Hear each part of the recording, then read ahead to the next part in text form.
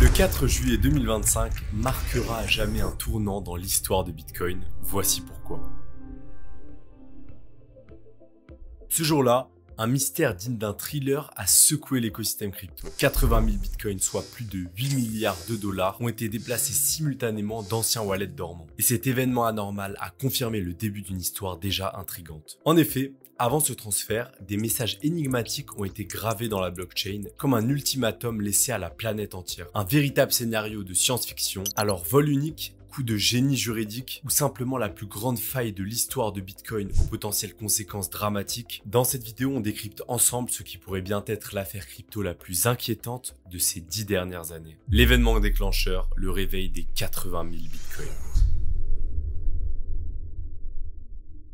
4 juillet 2025, date qui restera gravée dans l'histoire de Bitcoin. Ce jour-là, sans aucun avertissement, 80 000 bitcoins, soit l'équivalent de 8,6 milliards de dollars au cours actuel, ont été déplacés en quelques opérations. Ces bitcoins provenaient de 8 portefeuilles, pourtant totalement endormis pendant plus de 14 ans. Et ce qui frappe immédiatement, c'est la symétrie parfaite de cette manœuvre. Chaque portefeuille contenait exactement 10 000 bitcoins. Vous le comprendrez, une telle précision ne peut pas être le fruit du hasard. Et c'est donc très probablement les adresses d'un seul et même propriétaire. En un instant, la blockchain a enregistré ce qui est devenu le plus gros mouvement de bitcoin jamais observé en une seule vague coordonnée. Mais au-delà des chiffres, c'est la nature même de cette transaction qui interroge. Car ici, on n'a pas affaire à un simple réveil de baleine endormie. Non, tout dans ce transfert laisse penser à un acte d'une nature tout autre et clairement inquiétante. Mais avant de voir ça, revenons en détail sur les 8 wallets concernés. Les 8 portefeuilles datent des débuts de l'ère Bitcoin, tous partageant un même point commun. En effet, ils utilisent le même ancien format, le P2PKH.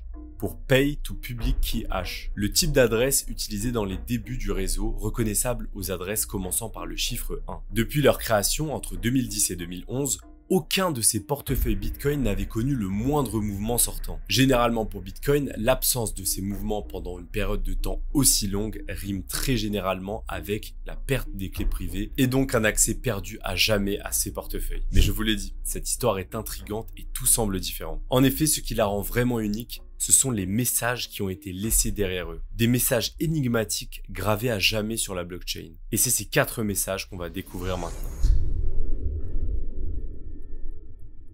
Et c'est clairement à ce moment-là que l'histoire s'emballe. Avant même que ces bitcoins ne soient déplacés, 4 messages ont été gravés à jamais sur cette blockchain. 4 phrases, 4 signatures numériques, inscrites grâce à OP Return, qui pour faire simple permet de graver des messages sur la blockchain comme des tags cryptographiques. Et vous allez voir, chaque message est une pièce maîtresse du puzzle final qui nous aide à y voir plus clair. Le premier, une déclaration nette, sans détour. Mention légale, nous avons pris possession de ce wallet et de son contenu. Pas de masque, pas de sous-entendu. L'entité derrière cette opération annonce publiquement, ces fonds sont désormais à nous. Le ton, froid, juridique comme une saisie immobilière. Mais pour le moment, nous ne comprenons pas bien ce que cela signifie. Et bien que ce premier message annonce déjà la couleur, ce n'est clairement rien comparé à la suite. Le deuxième message, c'est l'ultimatum. Le voici. Ce portefeuille n'est pas abandonné, prouve-le en faisant une transaction on-chain avant le 30 septembre. Ce message nous permet de mieux comprendre la situation inédite dans laquelle on se trouve. Ce n'est pas juste une simple provocation,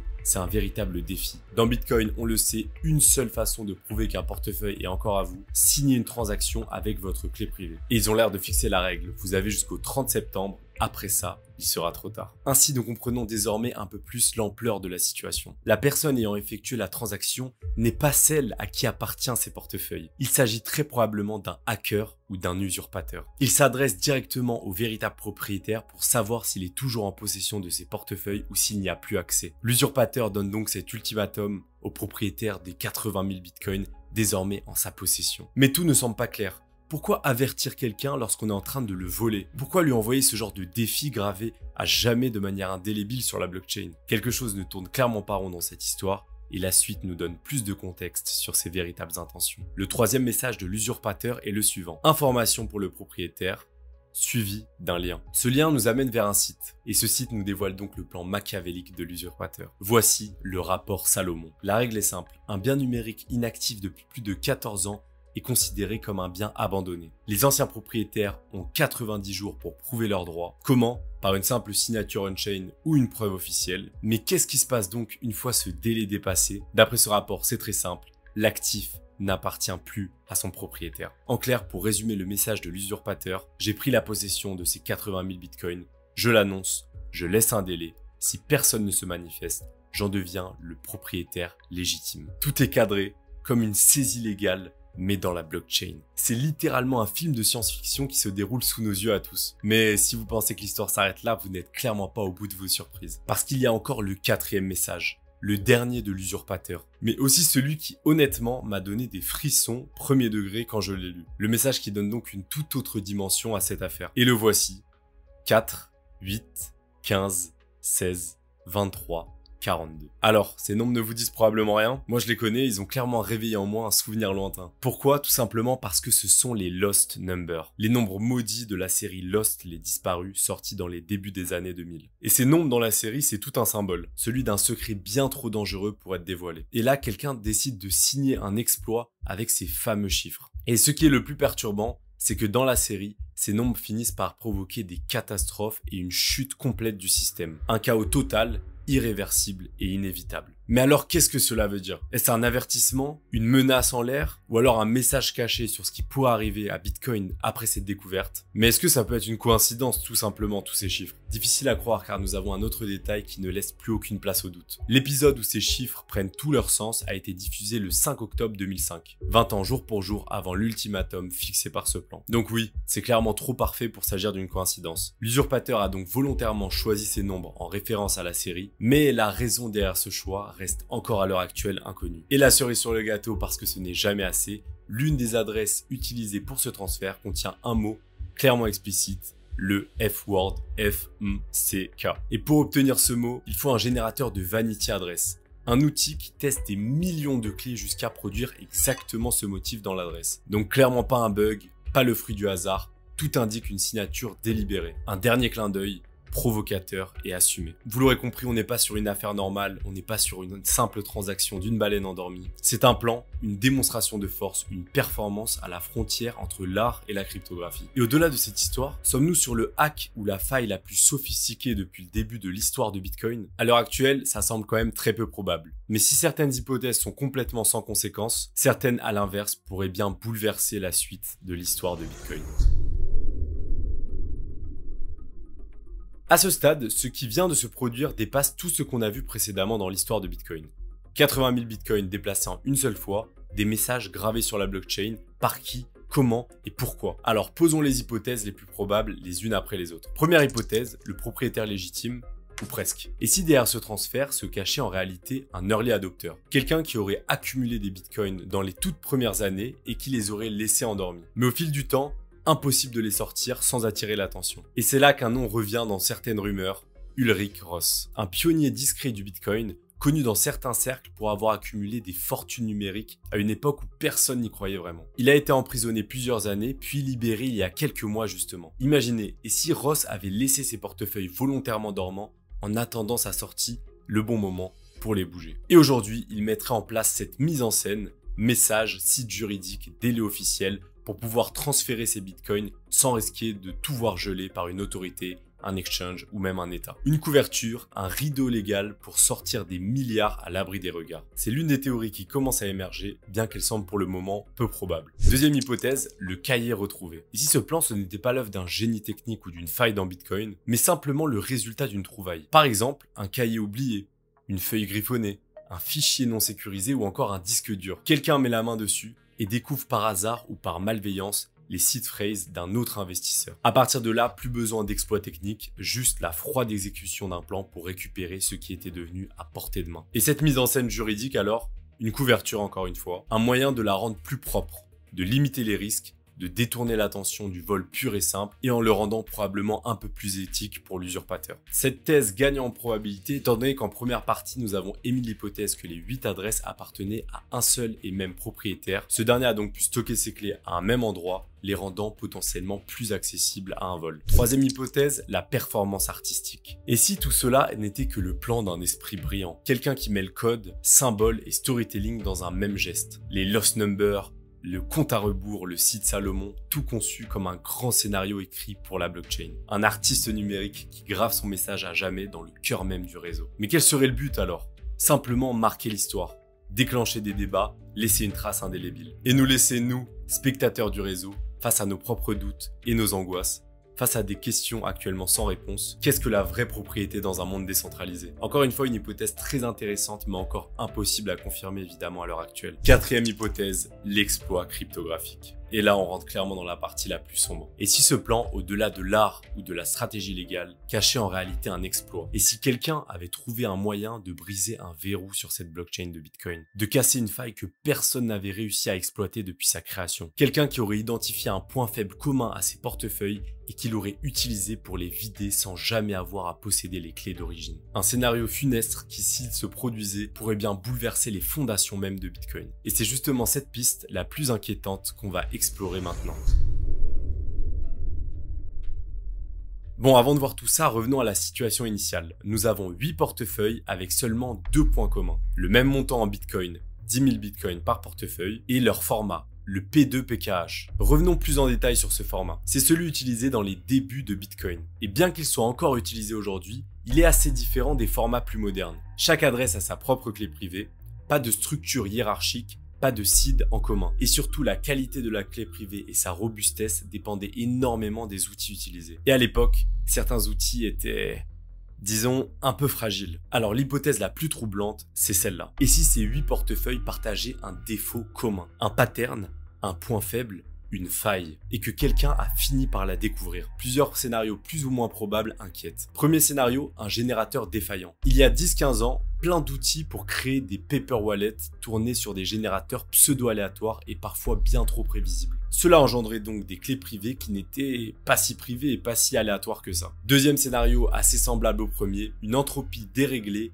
dès le départ. Des clés créées avec une mauvaise source aléatoire, une horloge système ou un générateur défaillant. Des clés que l'on pourrait donc décrypter en forçant avec des logiciels désormais bien plus développés qu'à l'époque. Enfin, troisième scénario, le pattern similaire. L'usurpateur parvient à déverrouiller une première clé et là, tout se débloque. En analysant sa structure, il repère un motif, une faille récurrente et il remonte à travers toutes les autres adresses. Mais bon, encore une fois, est-ce que c'est techniquement possible tout ça? Bien que je vous l'accorde, à première vue, ça paraît totalement irréalisable, il faut savoir que c'est déjà arrivé quelques fois dans l'histoire de Bitcoin. Les générateurs JavaScript foireux de bitcoinpaperwallet.com, les failles d'entropie sur Android en 2013 ou encore les brain wallets au site fraise bien trop facile à deviner. Oui, à l'époque, on n'avait pas la même sécurité qu'à l'heure actuelle et c'est avec les différentes mises à jour Bitcoin qu'on a eu une amélioration sur la robustesse des seed phrases. Mais s'il s'agit bien de ce qu'on a vu précédemment, on assiste peut-être à l'exploitation la plus sophistiquée jamais réalisée sur Bitcoin. Bien que ce ne soit évidemment pas avéré, la question est donc de savoir si c'était le cas, qu'est-ce que cela impliquerait et quelles en seraient les conséquences. Petite parenthèse avant de passer à la suite, si cette histoire vous passionne autant qu'elle m'a passionné à la lecture, je vous invite évidemment à liker la vidéo si vous voulez d'autres épisodes de ce type de format, et bien évidemment ça m'aiderait énormément à développer la chaîne. Merci beaucoup, sans plus attendre, passons aux conséquences.